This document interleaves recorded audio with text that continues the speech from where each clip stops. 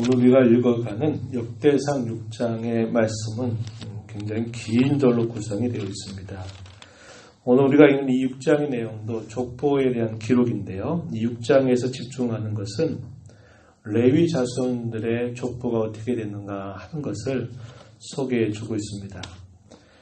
역대상이 기록되고 있는 그 배경이나 동기가 포로 이후에 그들이 다시 성전을 재건하고 하나님께서 그 백성들에게 여전히 하나님은 언약을 신실하게 이행하시는 분이심을 그들에게 분명히 강조할 필요가 있었다 그랬습니다. 황폐해진 예루살렘 땅으로 돌아와서 성전도 무너져 있었고 또 예루살렘 성벽도 무너져 있었을 뿐만 아니라 그 찬란했던 예루살렘이 그렇게 황폐한 상황이 되어버린 가운데 그들에게 과연 그들이 하나님 앞에 누구이고 그들에게 대해서 하나님은 과연 어떠한 분으로 계시는가를 분명하게 확인시켜주는 대단히 중요한 역할을 역대상 이 기록들이 보여주고 있다. 그렇게 말씀을 드렸는데요. 그러다 보니까 야곱의 12아들 가운데서도 누가 역할이 중요하냐면 이 레위 자손들의 역할이 대단히 중요합니다. 왜냐하면 잘 아신 바와 같이 이 레위 자손들은 성전에서 봉사하는 일들을 자신들의 생애 본분으로 여기면서 살았던 인물들이기 때문에 그러합니다. 이스라엘 종교가 부패하게 되는 큰 요인 중에 하나가 뭐냐면 성전에서 자신의 역할을 맡아서 봉사하는 이 레위인들이 자신들의 본분과 자리를 잊어버리고 그릇된 길로 걸어가게 되면 결국 이스라엘 종교 전체의 근간이 흔들려버리는 일이 생겨나게 되는 것입니다. 그들이 성전에서 봉사를 잘하고 그들이 주어진 역할들을 잘하는 일들을 통해서 하나님과 자기 백성들, 하나님의 백성들과의 관계를 잘 세워갈 수 있는 것인데 이 레위인들이 그런 일을 하지 못하게 되면 역시 하나님과의 올바른 관계를 맺지 못하게 되는 것과 같은 것입니다. 그래서 이 레위인들이 대단히 중요해요. 오늘 우리가 읽어가는 6장 1절부터 48절까지 본다면 이 내용은 레위 자손들의 족보가 어떠한가를 소개해 주고요. 49절부터 마지막 81절까지 내용은 이 레위 지파에게 주어졌던 성읍에 대한 소개들이 등장하고 있습니다. 우리가 읽은 1절부터 15절 내용에서는 이 레위로부터 바벨론 포로로 끌려갔다가 돌아오게 되는 그 과정까지 대제사장의 그 족보들이 어떻게 이어졌는가 이것을 소개해주고 있습니다. 아론의 계열을 통해서 계속적으로 이어졌던 이 대제사장들의 족보가 긴 시간 동안 어떻게 흘러갔는가 하는 내용들을 보여주고 있는 것입니다. 자, 한번 보십시오. 1절 말씀해 보면 레위의 아들들은 게르손, 그앗, 무라리 대표적으로 이 세 아들이 소개가 되고 있고 그 중에서도 어디로 연결되고 있냐면 레위 아들들 가운데서 그앗으로 연결이 됩니다. 그앗의 계보를 통해서 이제 어떻게 연결되냐면 2절에 보면 그앗의 아들들은 아므람, 이스할, 헤브론, 우시엘을 낳았다 그랬죠. 그 가운데서도 누구로 또 계승이 되냐면 아므람으로 계승이 되죠. 아론으로 연결됩니다. 모세의 형이었던 아론으로 대제사장의 직분이 계승이 되면서 계속적으로 그 제사장 직분이 연결되고 있어요.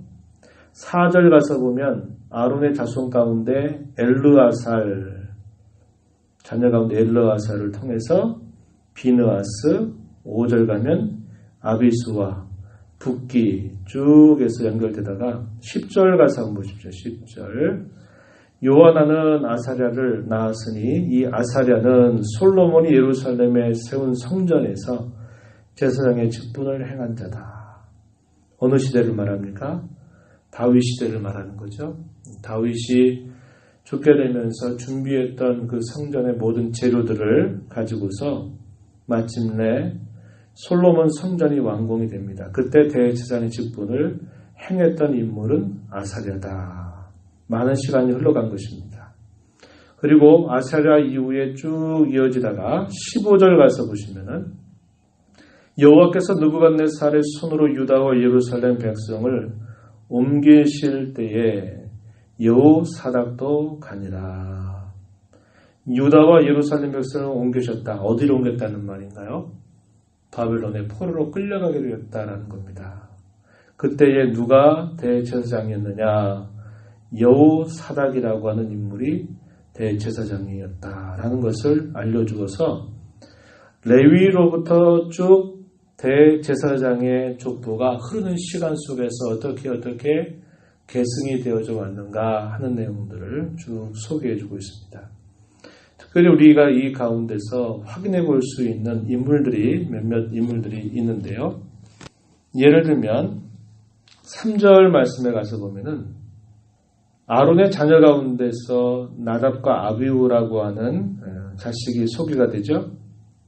엘르아살, 이다말 네 자녀가 있었는데 이 나답과 아비후의 경우는 어떻게 되냐면 이들이 처음에 이 제사장의 직분을 받고 난 다음에 첫 제사를 집례하는 중에 여호와께서 명령하지 아니하셨던 그런 불로 분향을 하다가 그들이 여호와의 치심을 받아서 죽게 되는 사건이 있었습니다. 레위기 10장 1절로부터 3절 말씀에 보면은 그 사건이 등장합니다. 처음 제사를 집례하는 과정에서 하나님께서 명령하지 않았던 그런 불로 분향한 일가락에 즉시적으로 죽게 되는 그런 사건이 발생했던 것 우리가 기억하고 있습니다. 그리고 여기에 빠져있는 인물들이 누가 있냐면 엘리 제사장 아시죠? 사사시대의 말기에 사무엘에 바로 앞서 있었던 그런 인물이었어요. 엘리와 그의 아들들에 관한 기록들이 빠져 있다고 하는 겁니다.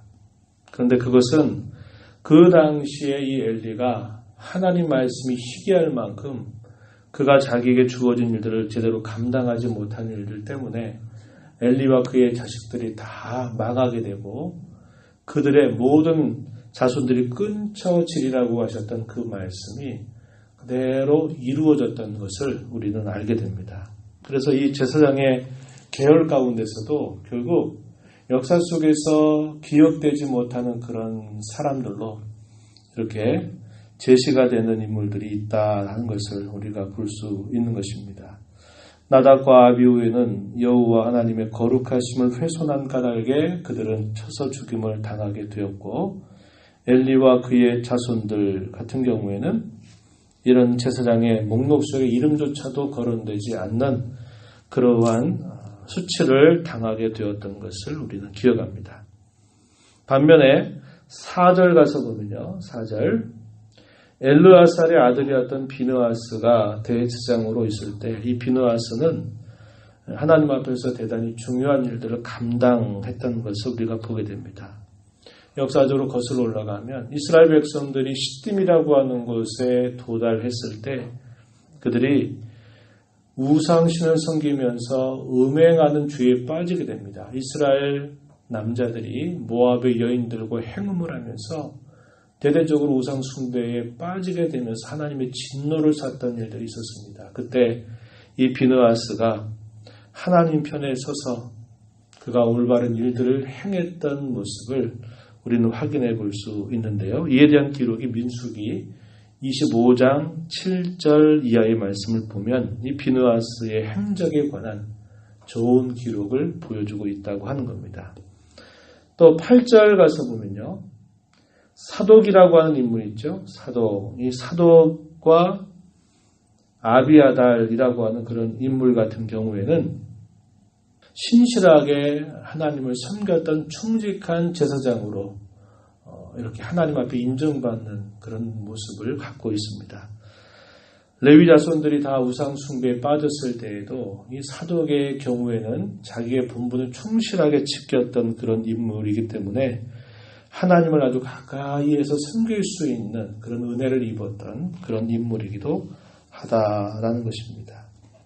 그래서 이런 대제사장의 이런 계열들을 쭉 살펴보아도 어떤 인물들은 자신들에게 주어져 있는 그런 본분들을 제대로 감당하지 못한 일들을 통해서 이 계보에서 빠져버리게 되는 일이 있는가 하면 어떤 사람들은 자신에게 주어져 있는 그 본분을 어떤 형편 속에도 충실하게 잘 감당하는 일들을 통해서 하나님 앞에 칭찬을 받고 오고 오는 모든 세대에 참 기억될 만한 귀한 이름을, 존귀한 이름을 갖고 있는 그런 경우들도 우리가 살펴볼 수 있는 것입니다. 그들의 신앙은 일상적인 때에 별로 드러나지 않아요. 그러나 그들의 신앙의 진가가 드러나게 되는 그런 경우는 위기의 때를 만나게 될 때 그들의 신앙의 진가가 무엇인가가 드러나는 것입니다. 그들이 가짜 제사장들인지 진짜 제사장들인지 하는 것이 그런 위기들을 만날 때 갈라지게 되는 것을 우리는 확인해 볼 수 있는 것이죠. 우리 또한 우리의 삶의 가운데, 우리의 인생 가운데서 그럴 것입니다. 일상적인 삶 속에서는 우리가 어떤 사람인가 제대로 알지를 못하게 돼요. 그러나 위기를 만나게 되고 시련을 만나게 될 때 나타내는 우리의 모습이 우리의 신앙의 진가라고 하는 것을 꼭 기억해야 된다라고 하는 것입니다. 그래서 위기가 닥치고 어려움이 닥칠 때 우리는 더욱더 하나님께서 우리에게 주신, 우리 각자에게 주신 본분이 무엇인가를 분명하게 지켜가는 자세를 가져야 한다는 겁니다. 그런 위기를 통해서 과연 우리가 하나님 앞에 어떠한 자인가가 분명하게 드러나게 되기 때문임을 우리는 알게 된 것입니다. 저와 여러분 이 아침에 이 말씀을 보면서 위기와 시련과 어려움의 때에 하나님께서 우리에게 주신 그 자리에 견고하게 서서 상황에 흔들리지 말고 하나님의 뜻에 하나님께서 맡겨주신 그 사명과 본분에 성실하게 잘 감당하는 그런 마음가짐을 갖고 주님의 교회를 섬기며 우리의 삶을 살아가게 되는 모두가 되기를 진심으로 바랍니다. 하나님 아버지 감사합니다. 이 새벽 시간에도 저희들을 주께로 인도하셔서 하나님의 말씀을 들으며 또 이 하루를 시작하게 하신 것 감사합니다. 하나님 아버지, 이스라엘 종교의 근간이 흔들렸고 또 그들이 바벨론 포로 생활 가운데서 더 이상 성전에서 드렸던 제사를 거듭할 수 없었던 참담한 때를 지나고 난 다음에 그들이 다시 예루살렘으로 돌아왔지만 성전도 무너져 있는 상태고 그들의 삶의 모든 형편들이 다 무너져 버려 있는 그런 상태에 있을 때 하나님께서 여전히 레위 자손들을 통하여서 하나님 앞에 예배할 수 있는 그런 일들을 준비시켜가기 위해서 이런 말씀들을 주셨던 것 저희가 기억합니다. 위기와 어려움의 때에 우리의 신앙의 증가가 잘 드러나는 줄 알고 우리의 인생 속에 여러 가지 어려움들을 만날 때 낙심하고 절망하지 않게 하시고 이런 형편 속에서 하나님이 세워주신 존귀한 자리, 그 역할들 흔들리지 않고 성실하게 잘 감당하는 주의 종들이 다 되도록 인도하여 주시옵소서. 은혜의 보좌 앞에 나와서 간구하오니 이 시간도 저희들의 간구에 귀를 기울여 주옵시고 기도 가운데 하나님을 배우는 우리 모두가 되게 하여 주옵소서. 예수님 이름으로 기도하옵나이다. 아멘.